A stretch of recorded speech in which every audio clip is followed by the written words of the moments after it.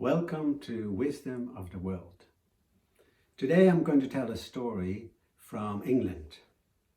A story from around the Second World War in England. And it's about what do you do when your partner really wants to impress you but messes up big time. The story is called Lady in Red. And it goes like this. Once upon a time there was a girl, a beautiful girl. Her name was Queenie. She was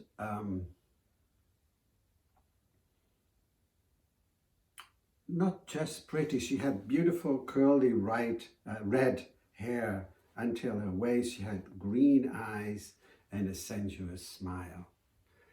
Now, Queenie was a bit wild, like her mother.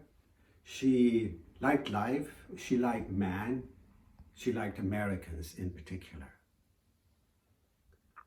She had met her American at a Royal Navy dance, and his name was Richard, but all his friends called him Big Dick because he was very, very tall. So her and Dick were very attracted to each other, and they spent their time eating popcorn, having drinks, and dancing cheek to cheek.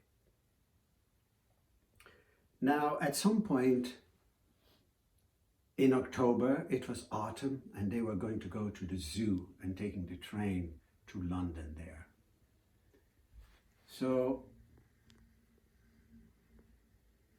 in the zoo, they walked around and they were happily kicking the red autumn leaves around and just walking like a real cute couple.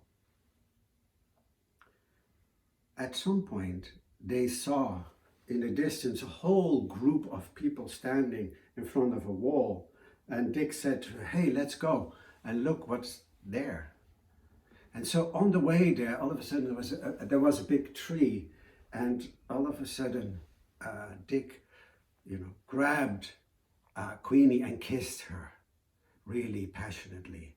She loved it because Dick, who always used a lot of aftershave, what's that called, Old Spice aftershave, and had a set of the most beautiful white teeth ever. So she loved it when they kissed. And she loved what Americans are so uninhibited, so affectionate, and they make such a fuss about their women. Queenie's grandmother always said, Americans are overfed, overpaid, and oversexed. And that's exactly why Queenie liked them. So they walked up to that wall and they made their way up front there, and they looked into the pit, and there they saw two big brown bears, and it was about feeding time, so they were hungry and prowling around. And Dick, like all young men, tried to show off by leaning a little extra forward, extra deep in the pit. While doing so, all of a sudden, his hat, which he had so nicely perched on his head, fell off into the pit. And then he yelled and he said, "Oh my God!"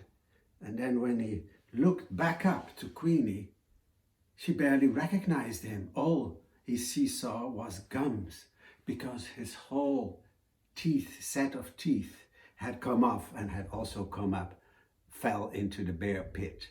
So they looked at the bears, and there they saw one, the biggest bear, licking his teeth and the other one fumbling with his little hat.